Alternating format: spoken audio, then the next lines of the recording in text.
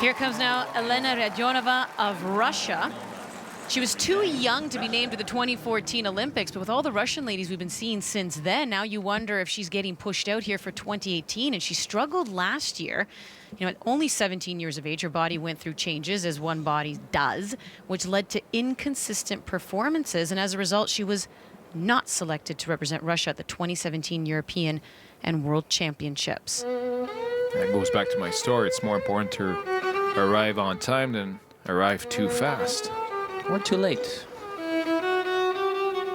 Her first Grand Prix assignment this year was at the Grand Prix of Russia, where she finished fourth, the first time ever she has not medaled at a Grand Prix event, even dating back to her junior Grand Prix days.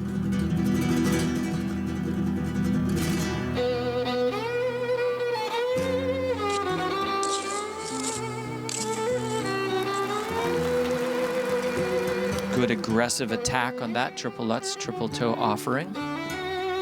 Never short of explosive choreography. She goes for the last row with her skating.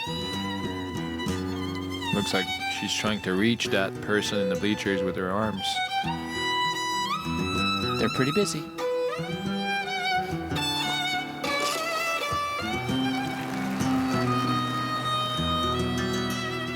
Now, if you remember her from last year, she looks like she grown Quite a bit. 3 inches, but because her technique is so reliable, it doesn't really affect her jump.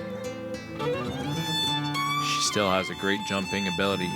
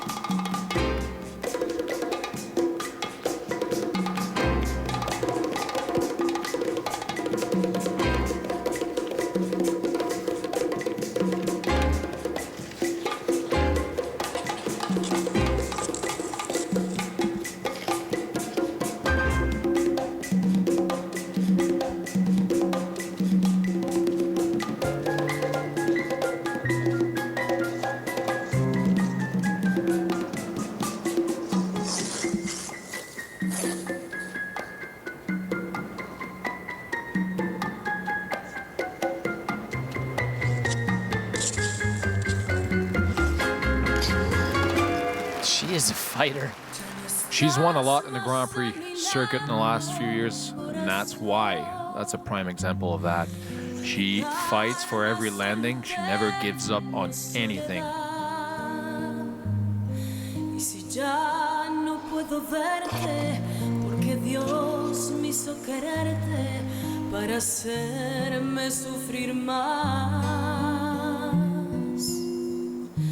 Siempre fuiste la razón de mi existir. Adorarte para mí fue religión. En tus besos yo encontraba el calor que me brindaba el amor y la pasión.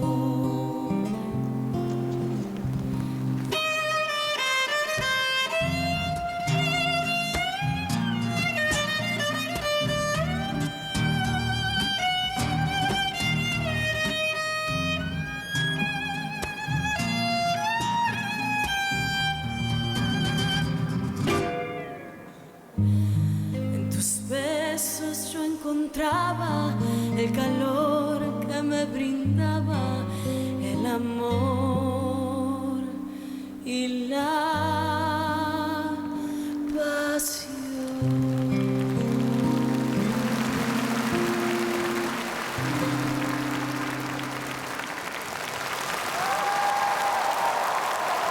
Radionova of Russia pleased with her performance there.